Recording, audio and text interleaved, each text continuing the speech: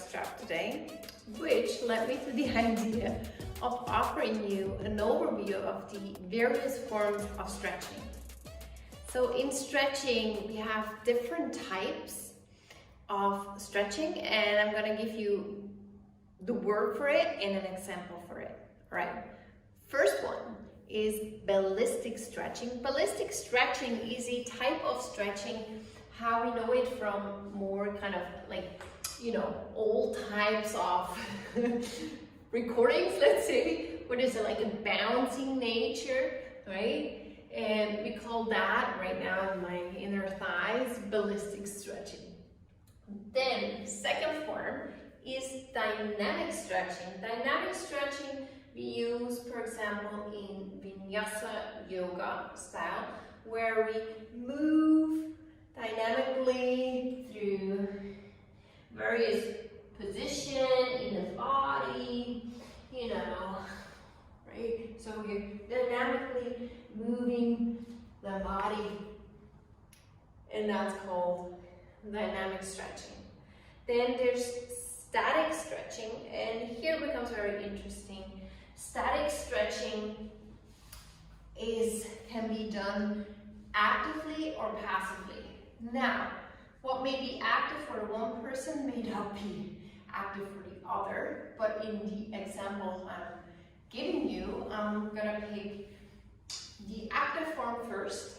An active stretch right now on the hamstring muscles, the back of my thighs. And it is active because it causes me effort to do, and I'm activating the opposing muscle. Often I'm activating the opposing muscle. In that case, I'm engaging my quadriceps, which is the antagonist to the hamstrings, in order to get that perhaps only sensation of length through the back thigh. Okay, so this is active. Yeah, there's an intrinsic effort. Now the same stretch, but done static passive, would be done in the way I do it right now, Uttanasana. So I'm using an external force, I'm using gravity to now pull my upper body forward. Yeah, so really doing it passively, that's why it's passive static. And because I'm staying in the pose, which is the static part of it, and the passive is the gravity part of it, I'm causing a strain of the structures in the back of my thigh, and this is considered a static passive stretch.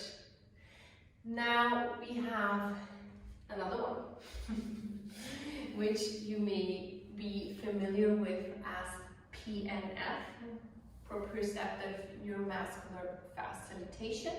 Yeah. In that case, I'm going to work with my chest muscle here. What I'm doing is I'm activating by pressing into the wall with my left hand. I'm activating my chest structure, yeah, chest muscle, for 5 to 10 seconds. And then when my structure, my muscle gets kind of a little fatigued after max 10 seconds, I'm going to go into an active or into the stretch. So we pick the words carefully here. And then I can repeat that. Okay, I'm activating and pressing into the wall, or it could be a partner resisting it. Activating, activating, and then I'm moving into the stretch, right? All right. And then we have one more, which is my absolute favorite, and it's what I'm addressing most of the times with my strength ability strap work, where we do resistant stretching. Okay, that means we move into the muscle that I'm targeting. One more time, the chest. This is not the elastic, so with the elastic works better, but I can still replicate it. Pulling the strap apart, so my muscle is eccentrically Yeah, it's actively lengthening and working as I move. I'm really trying to pull the strap here into the stretch. Woo.